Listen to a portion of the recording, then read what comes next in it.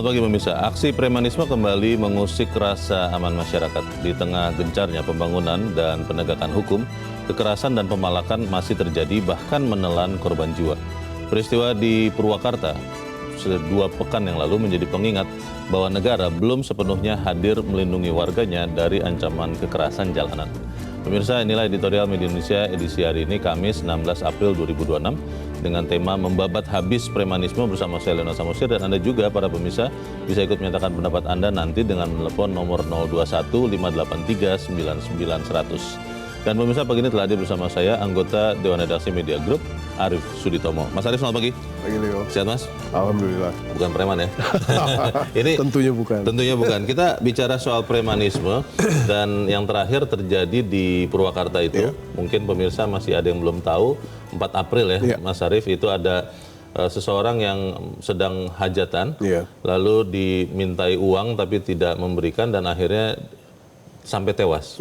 Ini sesuatu yang mengkonfirmasi. Tapi pertanyaannya begini, apakah memang premanisme itu sudah sedemikian luasnya di Indonesia sehingga kemudian susah sekali untuk, kalau pakai judul editorial, dibabat habis?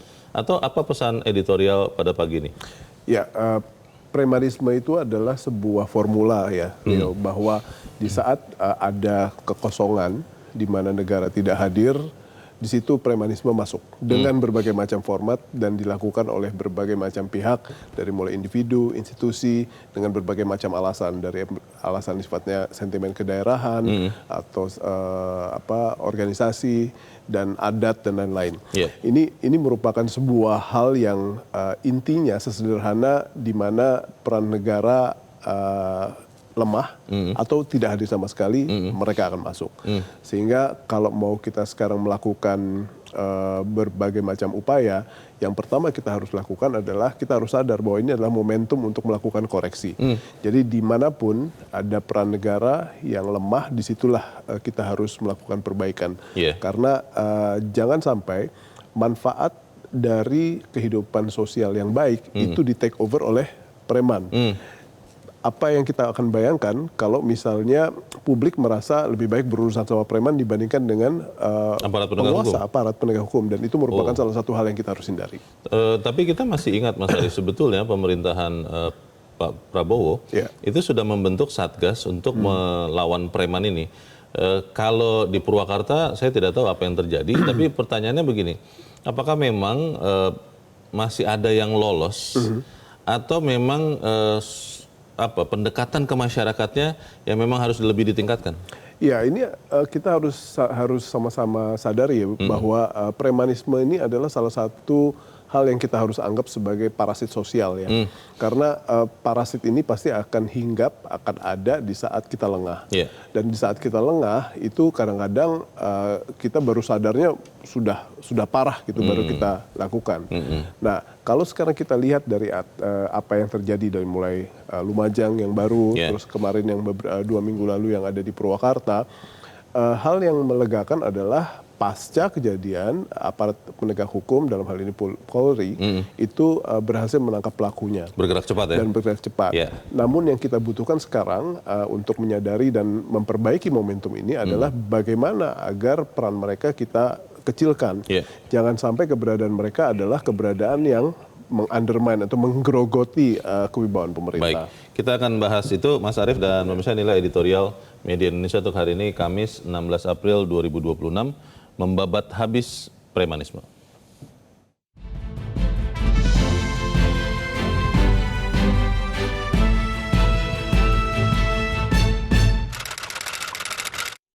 Membabat habis premanisme.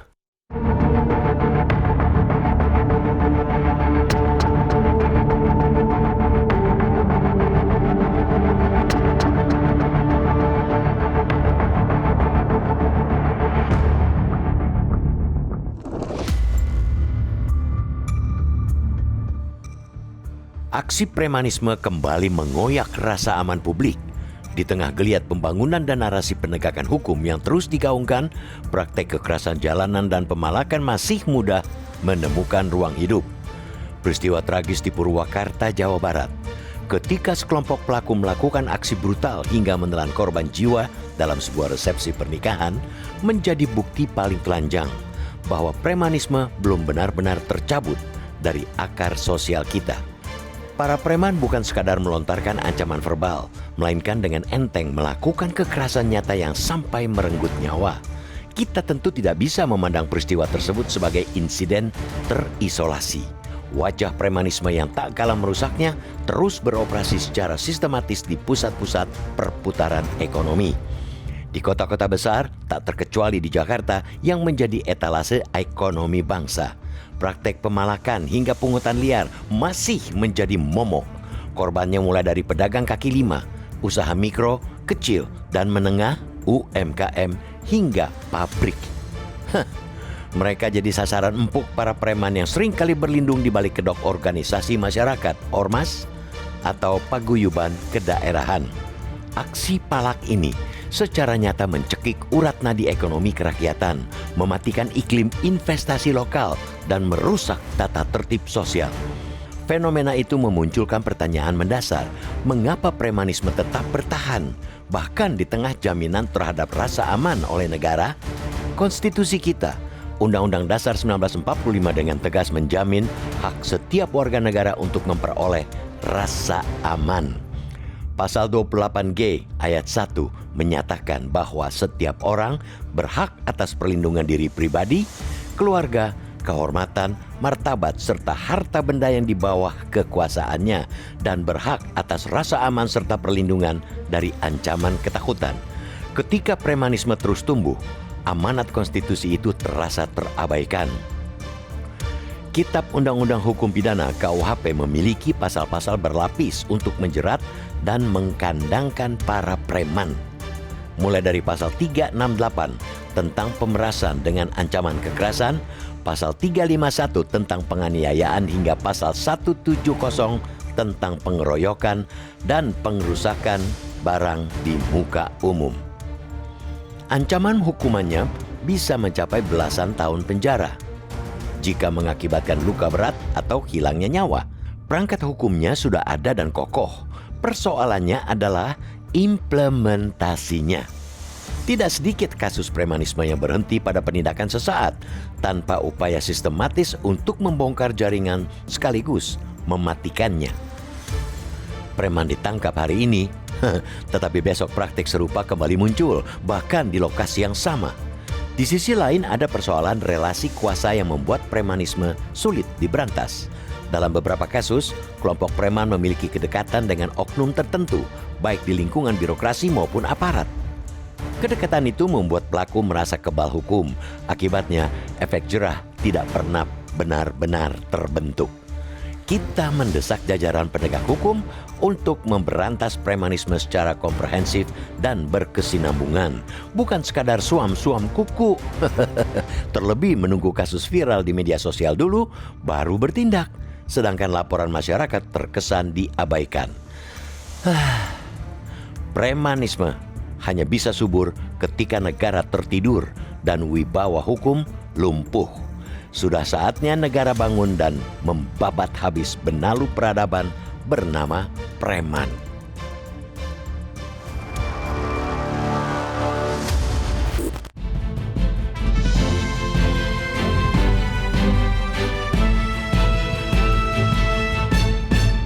Di bagian berikut Anda bisa menyatakan pendapat Anda, pemirsa. Untuk saat ini tetaplah bersama kami.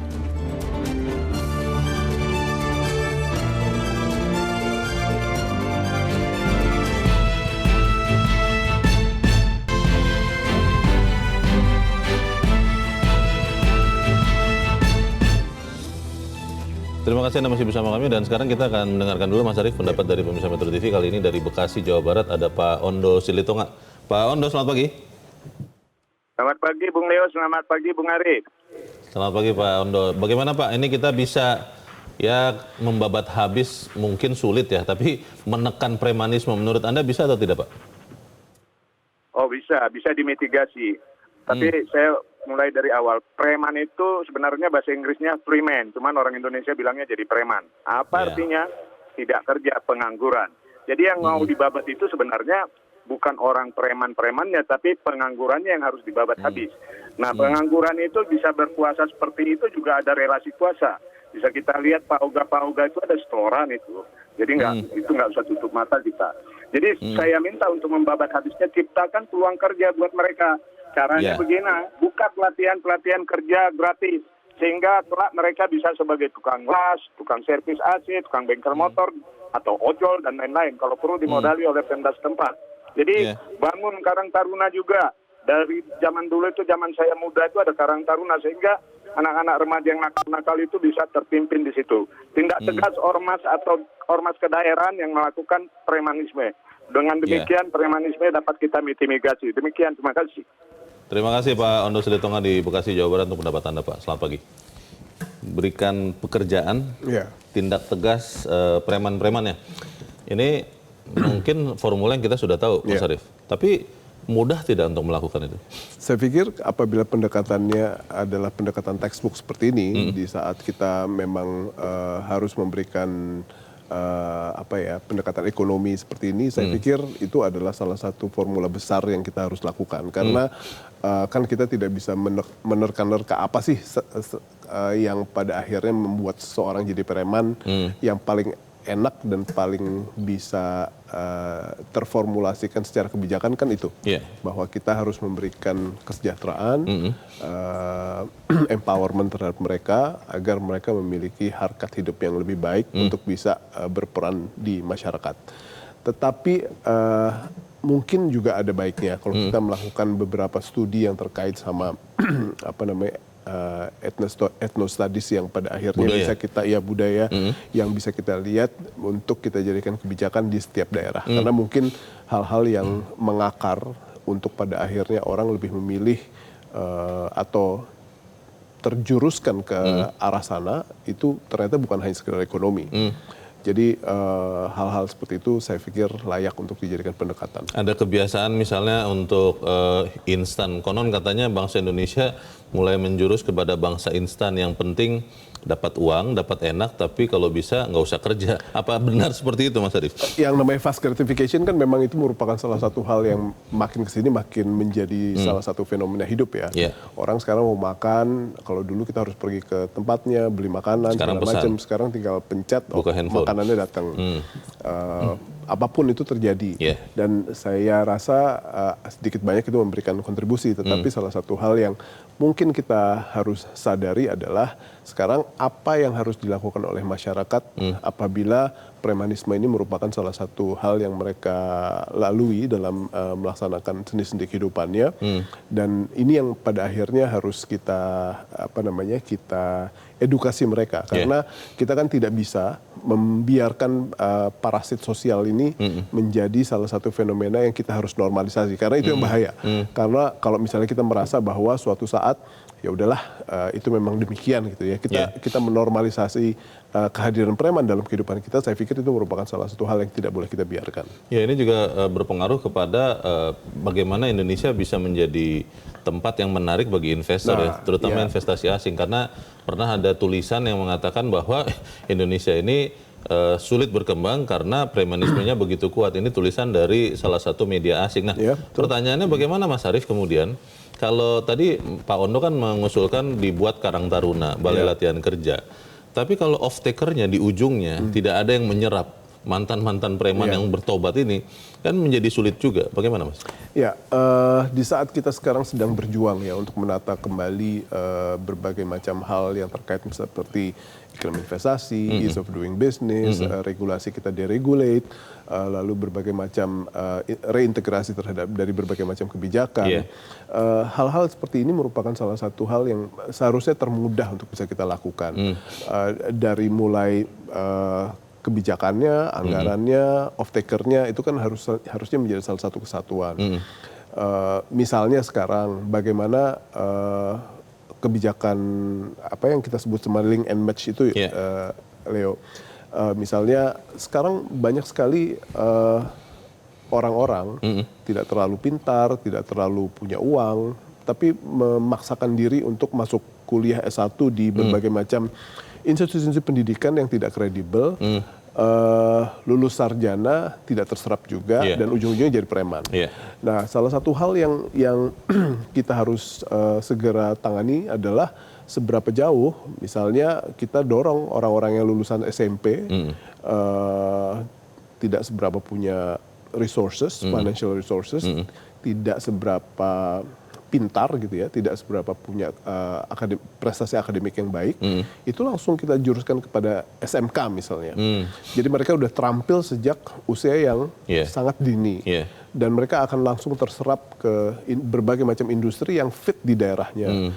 Dan saya pikir itu merupakan kebijakan yang integrated ya, di mana kebijakan kan kita kebijakan BLT kita cukup baik ya. Kebijakan BLT, lalu kebijakan yang terkait sama masa depan seorang anak gitu ya. Saya pikir kalau itu digabungkan, saya pikir ini bisa jadi salah satu formula yang amat sangat baik buat mencegah seseorang untuk pada akhirnya terjerumus masuk ke dunia premanisme. Kesejahteraan atau pekerjaan itu kan adalah obat jangka panjang ya, Mas Arief. Tapi kalau kemudian kita melihat peristiwa yang terjadi di Purwakarta, itu nyawa orang sampai hilang, melayang.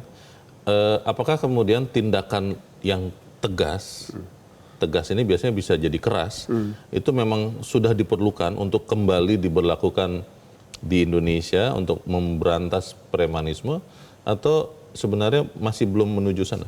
Tindakan tegas itu selalu penting ya, selalu akan menjadi sebuah remedi. Tetapi kalau kita lihat apa yang kita targetkan, bahwa kita harus menihilkan mereka atau menekan level kehadiran dan eksistensi mereka pada sebuah level yang sangat manageable.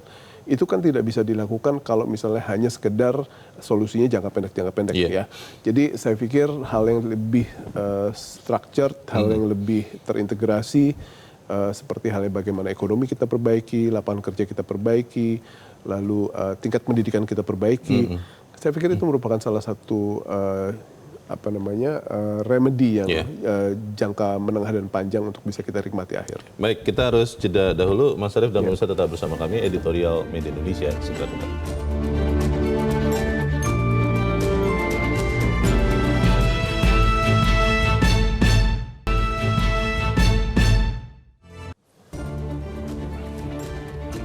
Terima kasih Anda masih bersama kami dan kita ada di bagian akhir diskusi kita pagi ini. Mas Arief, apa ukurannya sampai kemudian kita bisa mengatakan bahwa premanisme di Indonesia sebenarnya sudah relatif bisa ditekan oleh kita semua, bukan hanya pemerintah? Apabila kita sudah, kan gini, yang namanya ekonomi biaya tinggi itu kan bisa kita ukur ya. Dan salah satu hal yang sering kali menjadi catatan-catatan pihak investor atau pihak yang memiliki aspirasi untuk berinvestasi di Indonesia adalah dari mulai regulasi ataupun stabilitas keamanan. Nah, di berbagai macam tempat itu ada beberapa catatan-catatan yang merupakan sebuah honest review yang pada akhirnya bisa diungkapkan, dan kalau kita lihat berbagai macam report atau pemberitaan itu benar-benar terrefleksi. Jadi saya pikir contohnya nggak jauh-jauh kok. Ada di berbagai macam daerah, di berbagai macam provinsi, dan itu bisa menjadi salah satu hal yang kita jadikan tools agar pemerintah benar-benar fokus ke wilayah tersebut dengan objek-objek dan subjek yang pada akhirnya menjadi pelaku dari fenomena ini, yakni premanisme. Jadi saya pikir semudah itu kita bisa melihat bagaimana indikator-indikator yang pada dasarnya bisa dijadikan sebagai sebuah tools untuk bisa kita perbaiki. Pertanyaan saya itu tadi mengarah kepada pertanyaan berikut, Mas Arief. Kejadian di Purwakarta ini kan mungkin nanti ada yang melihat bahwa ini hanya kejadian minor, ini belum menjadi fenomena serius. Nah, bagaimana kemudian jangan sampai peristiwa ini membesar begitu rupa, baru kemudian memadamkan api yang sudah sangat besar kan jadi sulit. Bagaimana, Mas? Ya, saya pikir apa yang terjadi di Purwakarta, apa yang terjadi di Lumajang itu kan yang terlibat adalah individu dan korbannya juga individu. Tapi kita juga seringkali mendengar adanya report yang terkait dengan investor asing ya, yang pada akhirnya harus spend sekian, yang pada akhirnya nanti harganya di pass on ke konsumen. Dan ini merupakan salah satu hal yang juga kita harus perhatikan. Kalau misalnya sekarang masyarakat ditekan, suatu saat akan ada sebuah titik di mana masyarakat akan melawan. Dan saat mereka bisa melawan tersebut, itu pasti akan ada berbagai macam dari mulai unrest ya, unrest kecil sampai unrest yang besar. Jangan sampai masuk ke arah sana. Tapi kalau misalnya investor itu kan iklim investasi terdampak. Jadi saya pikir itu merupakan salah satu hal yang kita harus perhatikan. Kita aminkan upaya menekan premanisme. Mas Arief, terima kasih sudah di tempat ini. Selamat pagi, Mas. Terima kasih, Leo. Pemirsa, perang melawan premanisme tidak cukup dengan penindakan sesaat, dibutuhkan langkah tegas, menyeluruh, dan berkelanjutan untuk memutus akar masalahnya. Negara harus hadir menegakkan hukum tanpa kompromi, agar rasa aman yang dijamin Undang-Undang Dasar itu benar-benar dirasakan oleh kita semua. Saya, Leonard Samusim, terima kasih Anda sudah menyimak editorial Media Indonesia untuk pagi ini. Terus jaga kesehatan Anda, terus jaga nurani Anda. Selamat pagi, sampai jumpa.